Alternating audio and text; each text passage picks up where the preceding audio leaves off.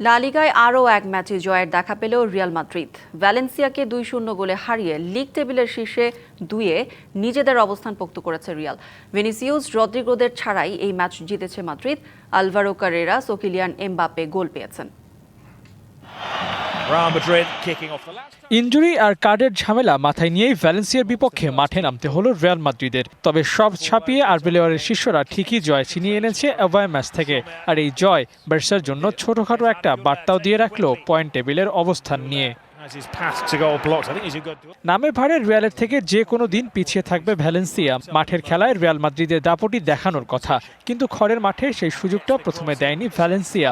প্রথমার্ধ শেষ, দ্বিতীয়ার্ধেরও বড় একটা সময় পার হয়ে গেছে, তবুও গোলের দেখা পাচ্ছিল না রিয়াল মাদ্রিদ। 65 মিনিটে নীরবতা ভেঙে ভ্যালেন্সিয়ার জালে বল পাঠান আলভারো কারেরাস। গ্রিনহাউসের পাসটা সঠিকভাবে কাজে লাগান এই স্প্যানিয়ার্ড।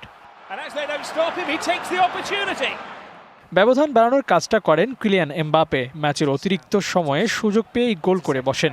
এর আগের সুযোগটা কাজে লাগাতে না পারলেও এবার আর পা হরকায়নি। ভ্যালেন্সিয়ার জালে বল পাঠিয়ে লিগের সর্বোচ্চ গোলদাতা হন কিলিয়ান। 23 গোল নিয়ে এই তারকা আছেন সবার উপরে।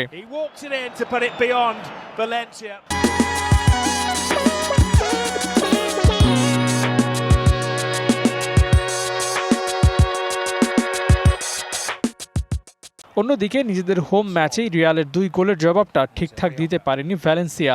23 ম্যাচে 10ম হার নিয়ে টেবিলের 17তম স্থানে আছে দলটি। খড়ের মাঠ হলেও রিয়ালের সামনে বেশিক্ষণ নার্ভ ধরে রাখতে পারেনি ভ্যালেন্সিয়া। বল দখলের লড়াই কিংবা পাস অ্যাকুরেসি কোথাও ঠিকঠাক হয়নি তাদের। তবে রদ্রিগো, ভিনিসিয়াস, বেলিংহামদের ছাড়াই এই ম্যাচ জিতে নেয় রিয়াল মাদ্রিদ। সেই সাথে কোচ আলভারো আরবেলোয়ার আরও এক ম্যাচে জয় তুলে নিয়ে নিজের সামর্থ্যের প্রমাণ দেন।